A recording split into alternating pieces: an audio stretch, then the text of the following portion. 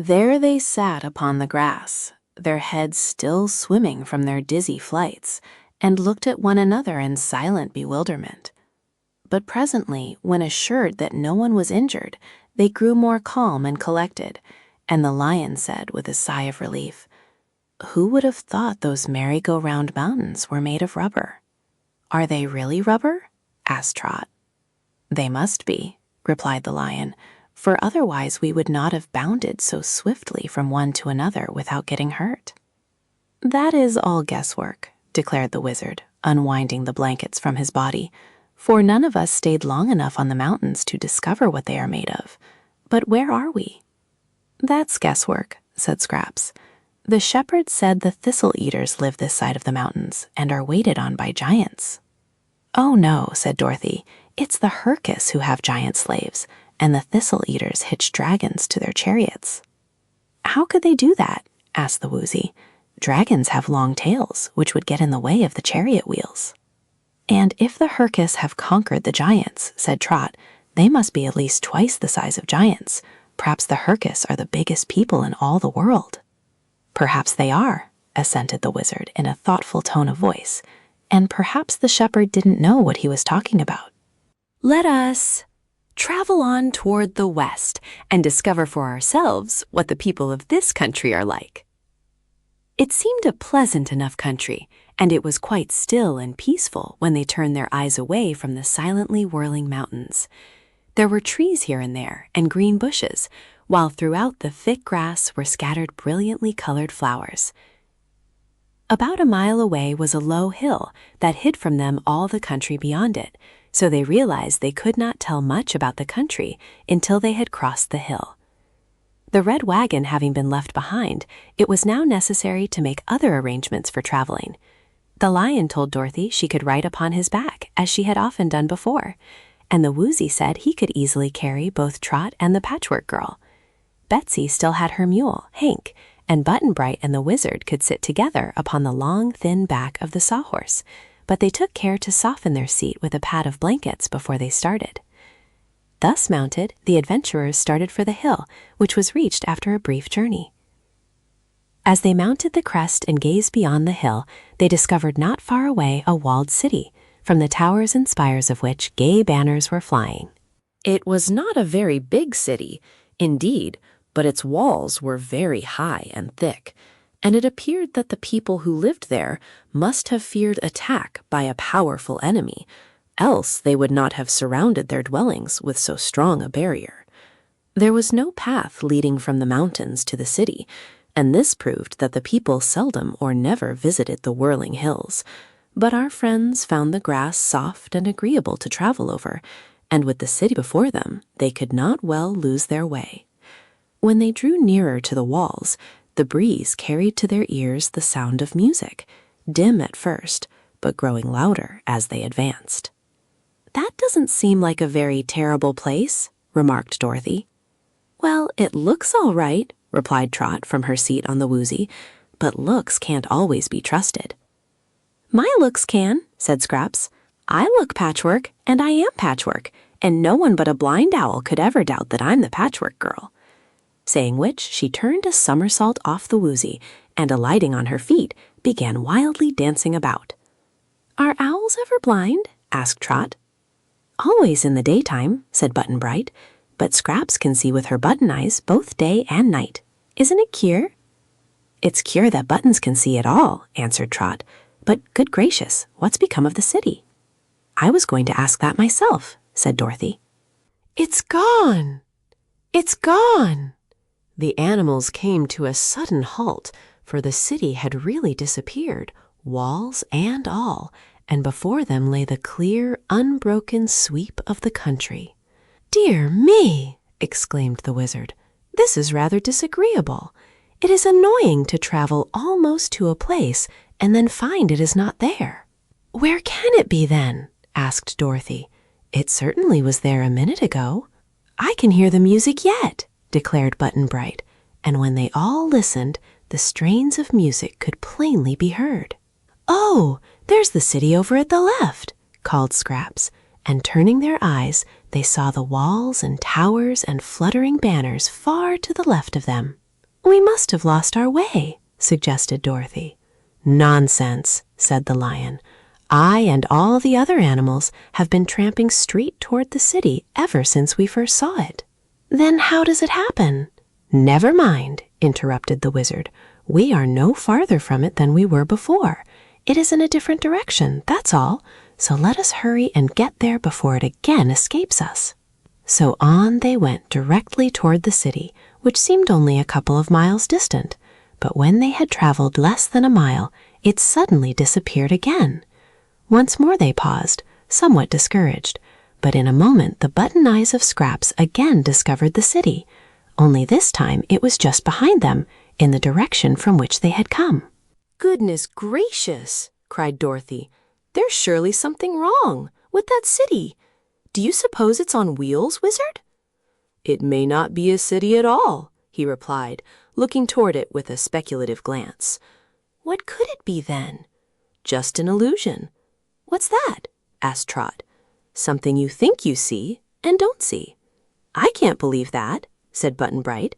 If we only saw it, we might be mistaken, but if we can see it and hear it too, it must be there. Where? Asked the Patchwork Girl.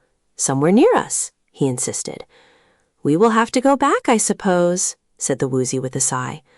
So back they turned and headed for the walled city until it disappeared again, only to reappear at the right of them. They were constantly getting nearer to it, however, so they kept their faces turned toward it as it flitted here and there to all points of the compass. Presently the lion, who was leading the procession, halted abruptly and cried out, "Ouch!" "What's the matter?" asked Dorothy. "Ouch! Ouch!" repeated the lion, and leaped backwards so suddenly that Dorothy nearly tumbled from his back. At the same time, Hank the mule yelled, "Ouch! Ouch! Ouch!"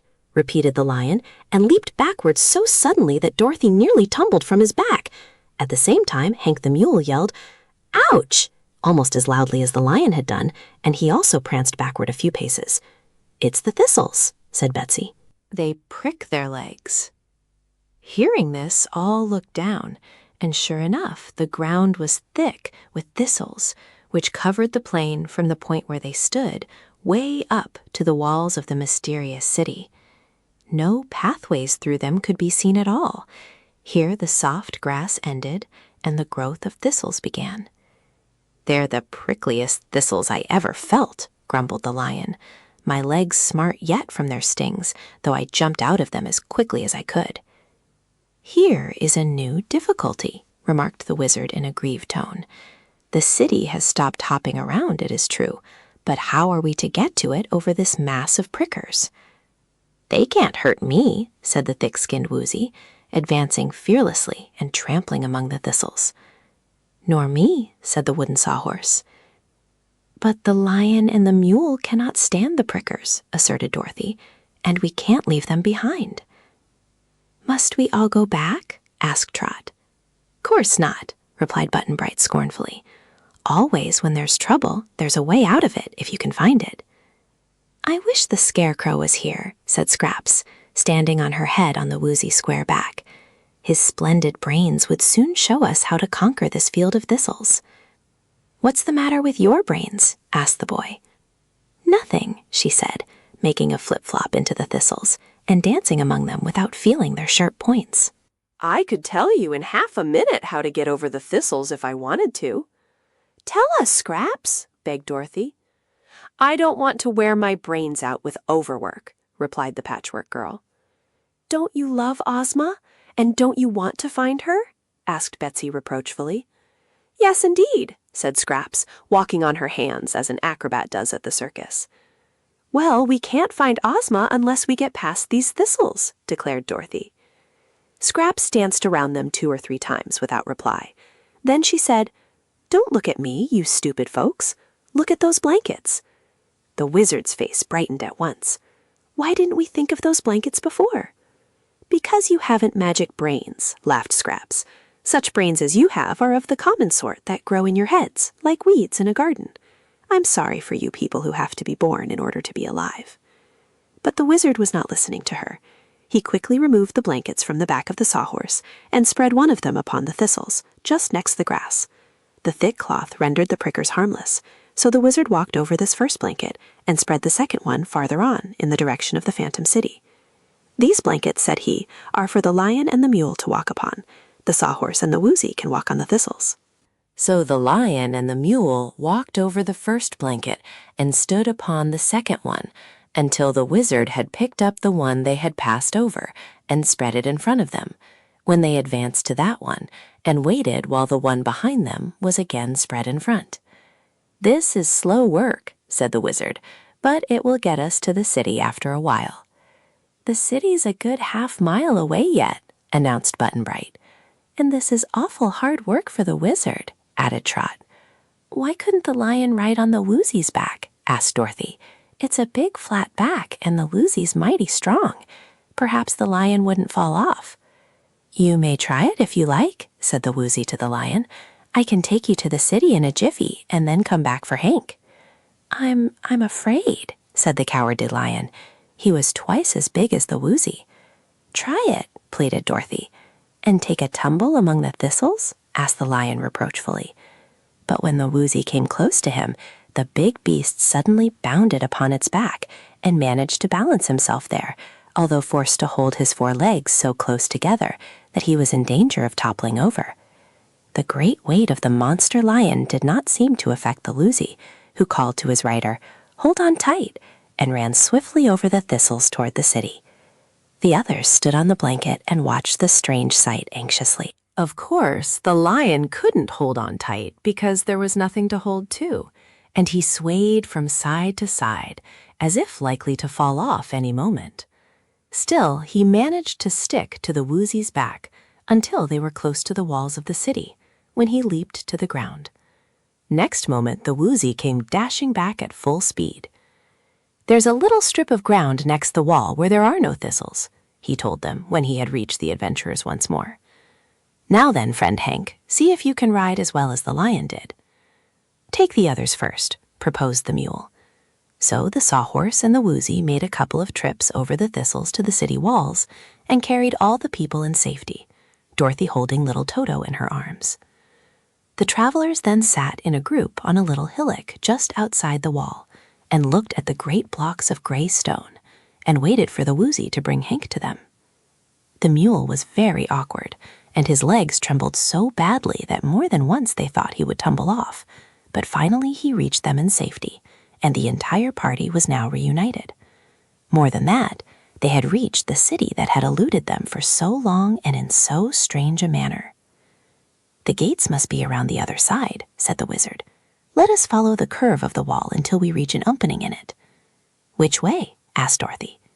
"We must guess that," he replied. "Suppose we go to the left."